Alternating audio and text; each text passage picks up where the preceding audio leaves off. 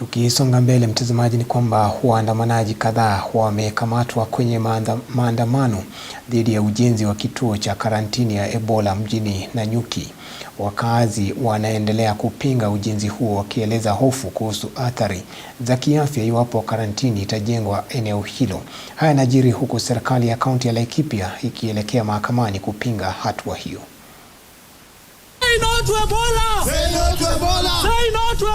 Wanaharakati wanapoendelea kupinga vikali ujenzi wa karantini ya Ebola kaunti ya Laikipia.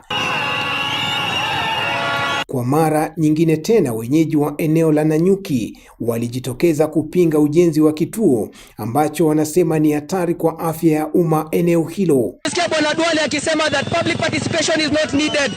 We as the community at large tunasema listen to our voices. We do not want that quarantine here in Nanyuki or anywhere in Kenya. Watu peleke pale Kongo ama USA. They must listen to us. Wakati jina Ebola ilitajwa kwa kaunti yangu, kitu ya kwanza ile upendo ambao watu walikuwa wanapenda Laikipia kaunti yangu, watu wameanza kupotea. Biashara ya hoteli imeathirika vibaya sana.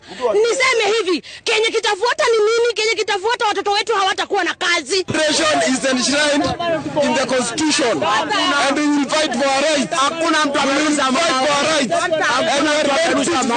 Maafisa wa polisi waliokuwa wanashika doria maeneo mbalimbali ya mji huo wakikabiliana na waandamanaji, huku baadhi yao wakitiwa mbaroni na kuzuiliwa na polisi wakisubiri kufikishwa mahakamani. Shughuli za uchukuzi ziliathirika, huku biashara zikisalia kufungwa siku nzima kutokana na vuta ni kuvute kati ya polisi na waandamanaji. Leo tumetokea kwa sababu tulikuwa tumeahidi serikali kwamba kama wataendelea na mpango wa kuinstall hiyo kitu ya Ebola, hatutakubali sisi, kwa sababu sisi we are the immediate people hapa kwa hii community, na kama wataleta hiyo kitu hapa alafu kukuwe na outbreak, we will be the first people to be affected.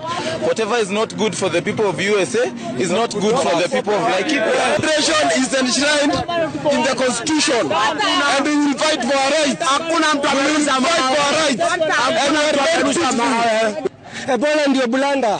Marekani ni wazuri, lakini wacha kuleta kuwaweka hapa karibu na sisi. Watafutie huko kwao. Hata kama urafiki ni ya miaka mingi hatujakataa. Hata ndoa inakuanga ya miaka mingi na inavunjika. Hatujaelewa kwa nini imeletwa hapa karibu mahali kuna population ya 100,000. Maandamano haya yanajiri huku serikali ya kaunti ya Laikipia vile ikipinga kuanzishwa kwa kituo hicho mahakamani kwa misingi kuwa kunaibua wasiwasi mkubwa wa afya ya umma. So we are very lucky because we have laboratories that are respectable and that can also deal with issues of viral diseases. Hata hivyo, Wizara ya Afya imeshikilia kuwa kituo hicho sharti kijengwe jinsi ilivyopangwa. Katibu wa Afya ya Umma Mary Muthoni akisema kituo hicho ni miongoni mwa mikakati ya kujiandaa kukabiliana na ugonjwa wa Ebola nchini ambao umetajwa kuwa hatari zaidi duniani.